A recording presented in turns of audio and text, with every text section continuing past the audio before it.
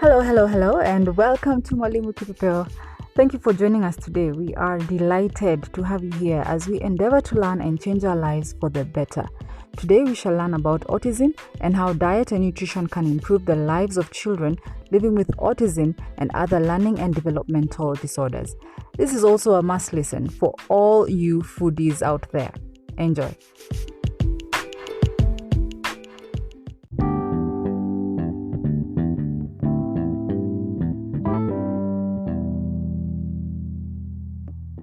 Autism spectrum disorder, ASD, is a general term for a group of complex disorders of brain development.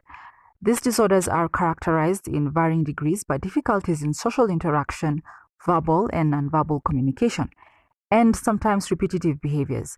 Current global statistics show that 1 in 54 children will be diagnosed with autism. Our guest today is Felicia Mburu. She's a mother to a child living with autism, and out of that, she has come up with a wonderful out of the box venture that I am so excited to let you all know about. Felicia was introduced to me by my younger sister, who is a special education teacher by profession. Karibu, Felicia. Thank you for accepting to be part of this episode. Please briefly introduce yourself to our listeners. Good evening, everyone. My name is Felicia Mburu, and I am the director and founder of Misha's Delights, a restaurant based on Kangundo Road that does strictly gluten-free, dairy-free, and sugar alternative cooking, and with a lot of alternative oils, a lot of healthy living, and basically a different way of looking at things. In fact, what we call our food is inclusive food. We call it inclusive food because we try to look at food which everybody can eat without having to worry about their dietary requirements. Um, we don't like using the word special because this food is not special, it's not different, it's what we eat, just with a few more considerations.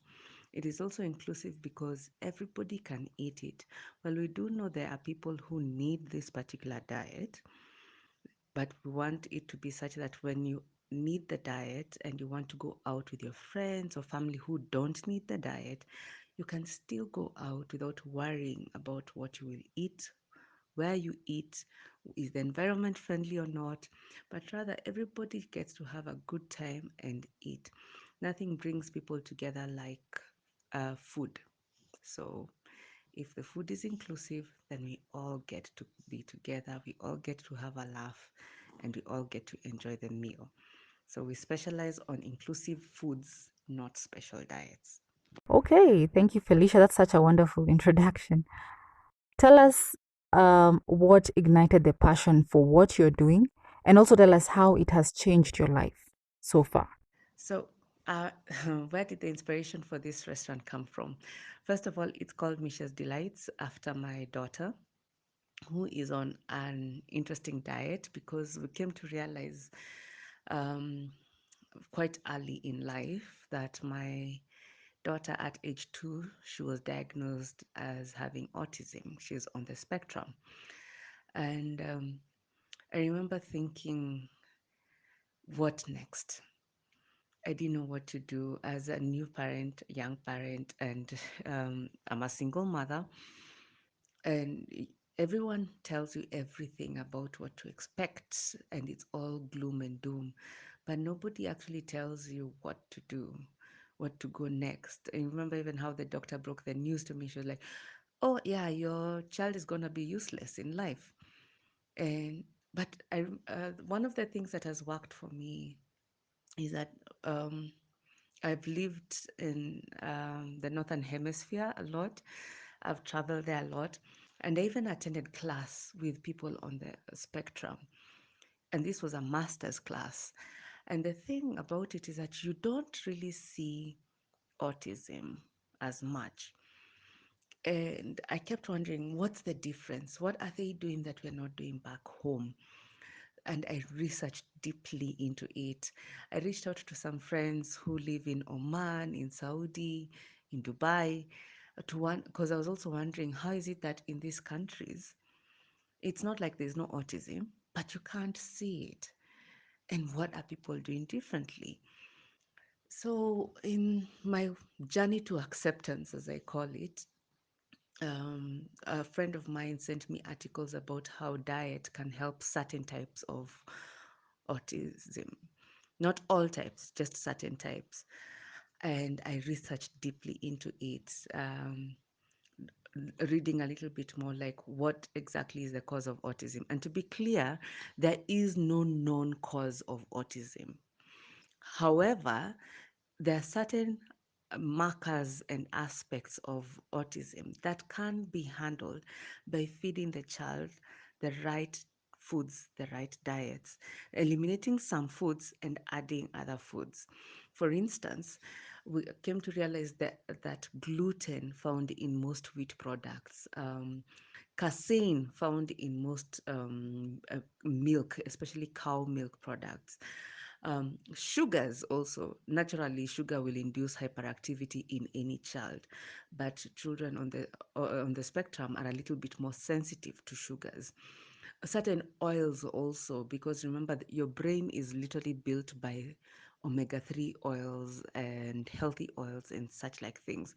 So when you feed it the wrong oils, then your brain doesn't grow as well. And so when going into this deep dive research, I realized, wait a minute, it's not just about my daughter who's on the spectrum. It's literally about healthy living. Anyone and everyone should be able to live a healthier life, whether it's for health reasons or because you have a child with disability or because you just want to improve your general lifestyle.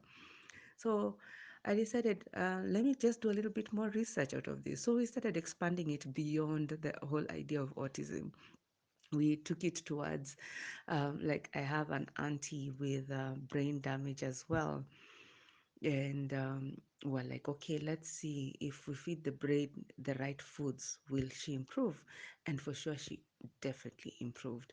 Myself, I remember when I changed my diet to adopt onto my daughter's diet the foods that she eats, the gluten-free, the dairy-free diet, the sugar alternative diet, but at the same time making sure that we're adding healthier oils, healthier lifestyles, more vegetables, more protein into the diet, and using a lot of camel milk. I was like, let me see whether it would work for me. I actually ended up losing weight because when I started this journey, I was weighing about 96 kilograms. And just by changing my diet, I lost about 20 kilograms all the way down to 65.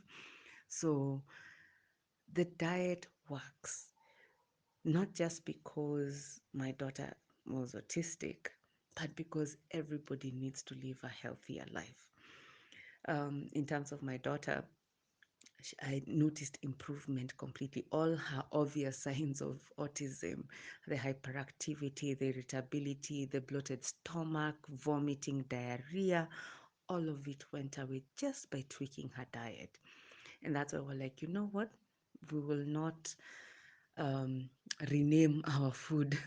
We will just call it inclusive diet because we realize it works for everyone.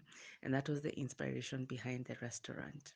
What are some of the challenges you have experienced while dealing with your restaurant?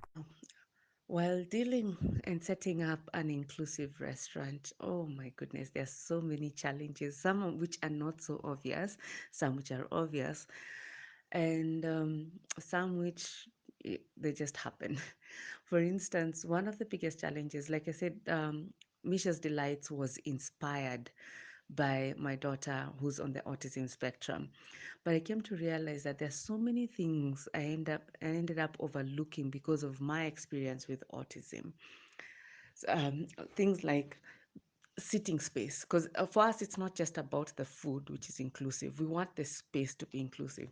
It is so hard for a family that has a person with disability living with them to go out anywhere.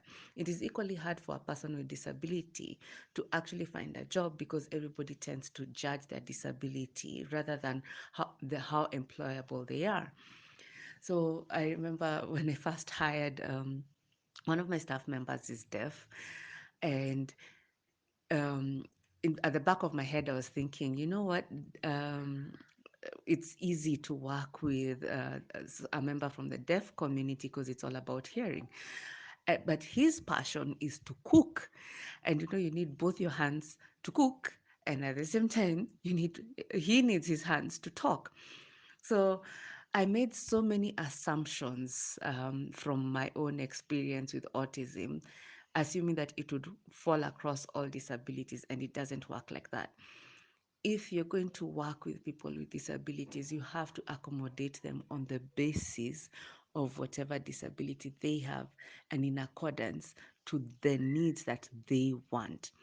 So, my first lesson there was I called a group of friends with different disabilities while designing the space and asked them, if you wanted to go out and have a good meal with a bunch of friends, what do you need to make it work? Apart from the obvious ramps and sign language interpretation, what else do you need to make it work? So, and I'm deeply grateful to my group of friends for really educating me about that. It started with reorganizing how the seats look like.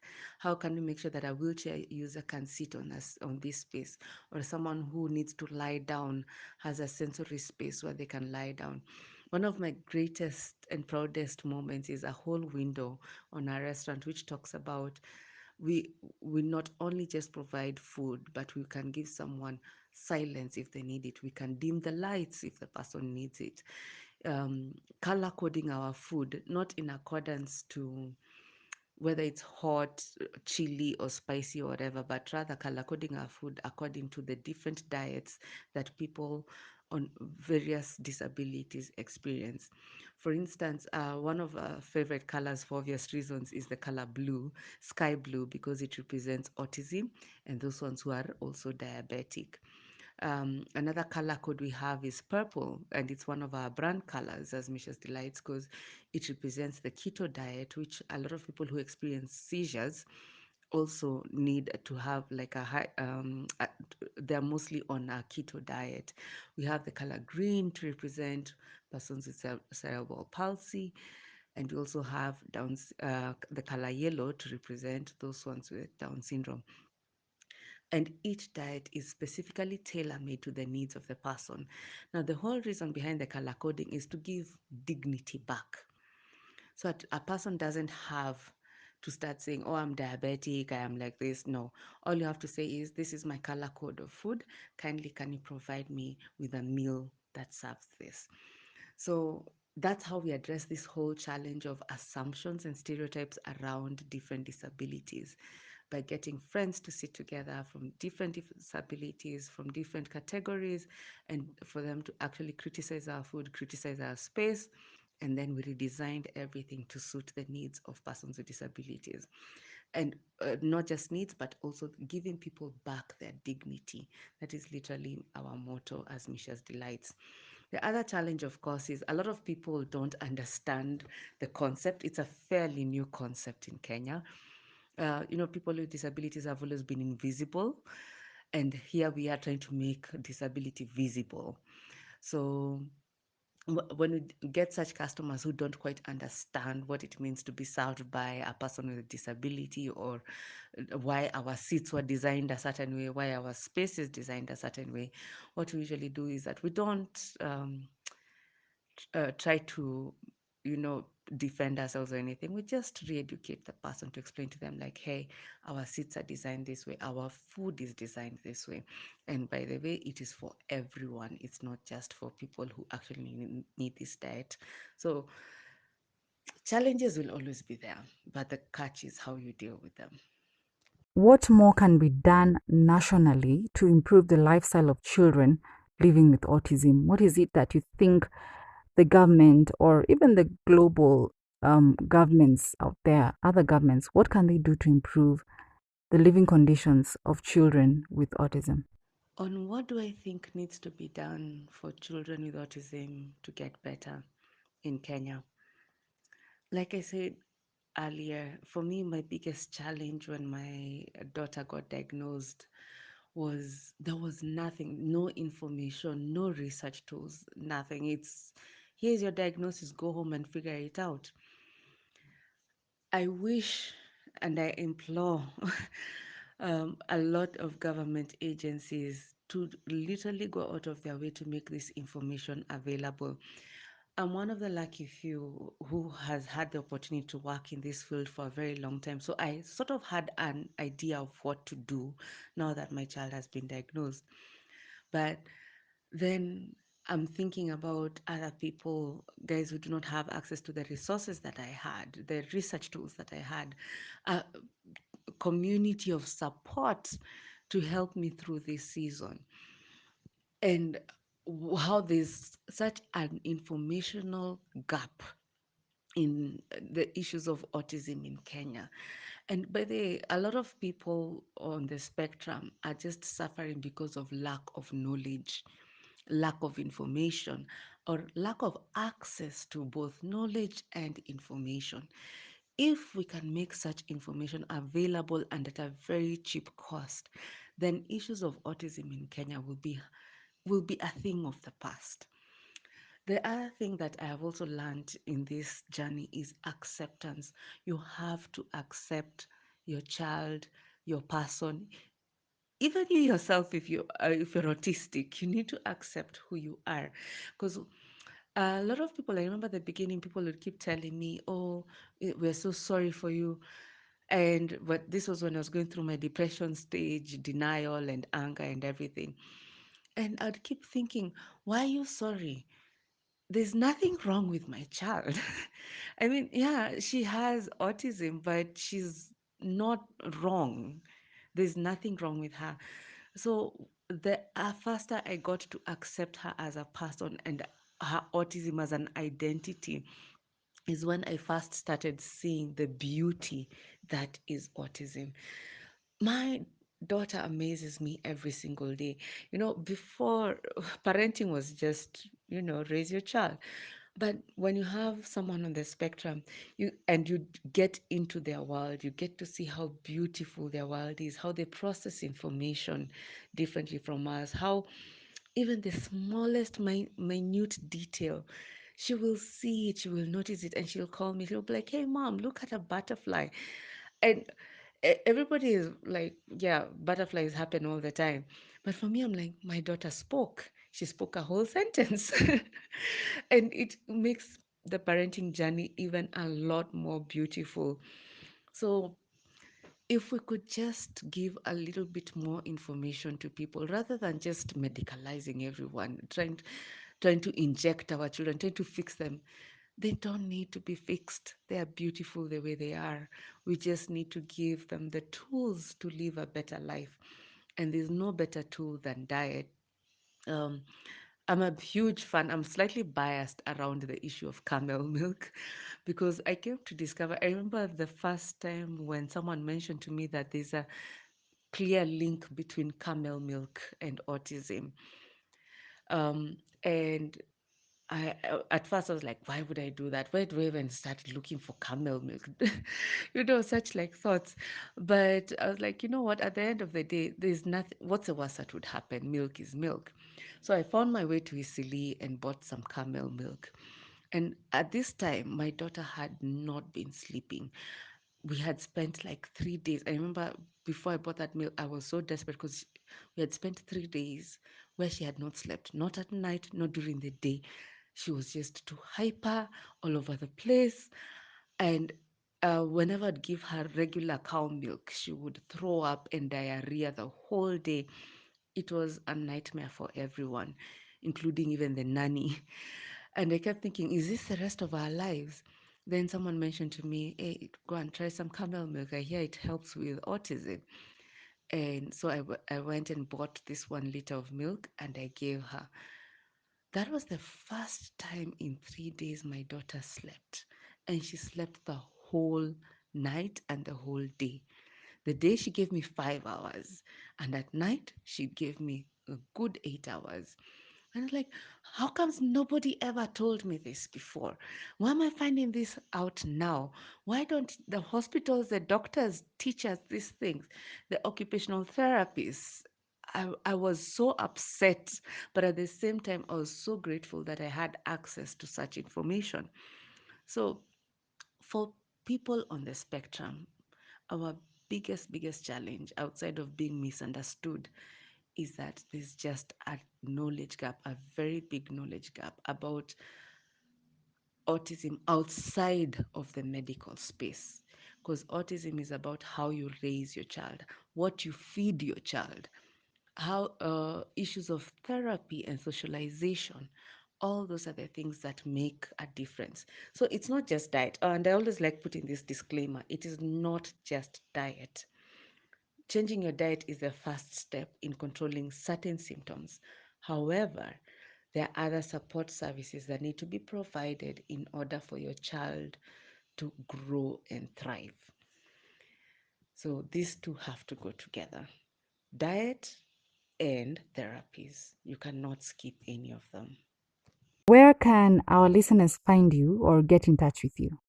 The thing about Misha's Delights is that we do not just provide food, we provide inclusive spaces and, just a place for people to hang out, bond, and forget about whatever issues you're dealing with at the moment.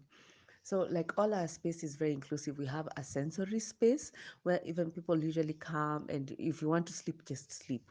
When your food is ready, we will serve you. We'll wake you up and we will serve you. We have these lovely chairs where if you're just coming for a quick meeting and you need a decent place to have some peace and quiet as you have your meeting, we have space for that. We have now the food itself, which is our main seller, main selling point. And this is the kind of food where anyone and everyone can eat it and not have to worry about their health concerns, their lifestyle choices, or such like things, because all our food is gluten-free, dairy-free, sugar alternative. And we use completely healthy foods, no chemicals whatsoever, because a lot of the food that we sell at the restaurant, I actually grow it in our farm around Nairobi.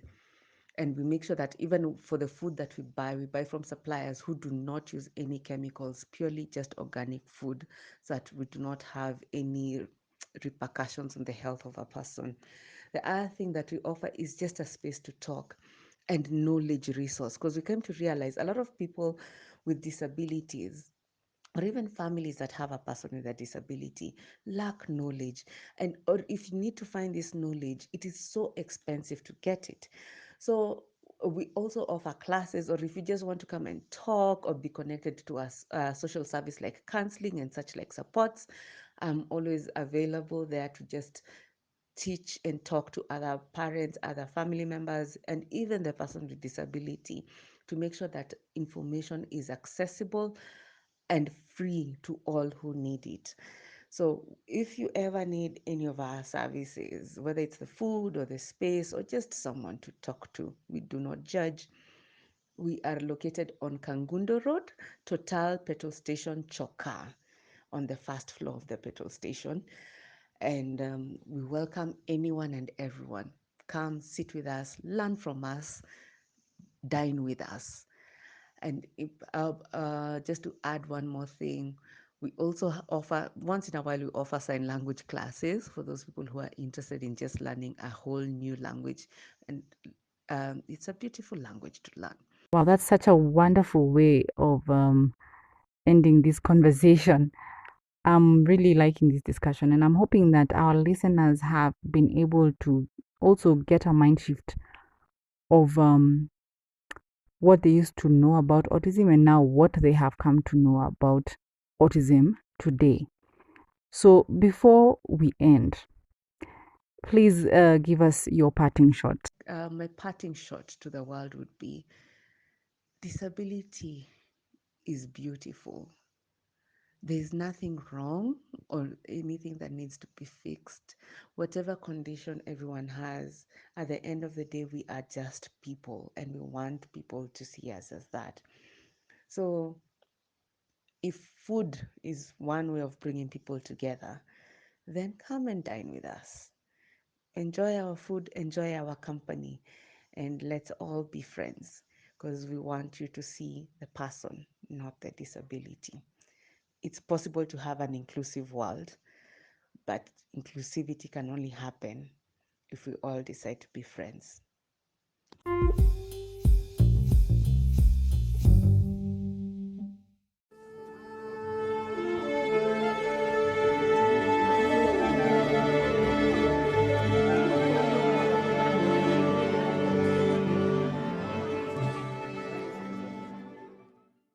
On November 19th, 1999, citizens of Trinidad and Tobago were the first to observe International Men's Day.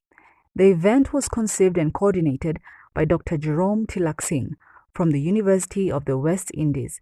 He chose this day as it was his father's birthday.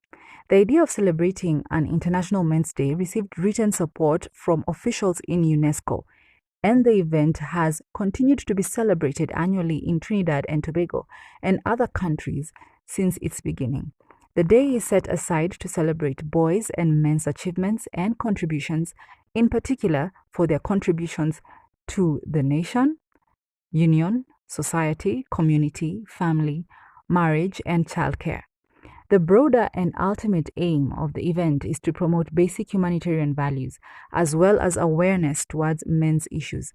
Unlike International Women's Day celebrated on March 8th, International Men's Day isn't officially recognized by the United Nations, which observes World Toilet Day on November 19th instead. So this World Toilet Day highlights the importance of sanitation and hygiene in driving improvements in public health, gender equality, education, economic development, and environmental protection. This year's theme is Valuing Toilets. Now you know.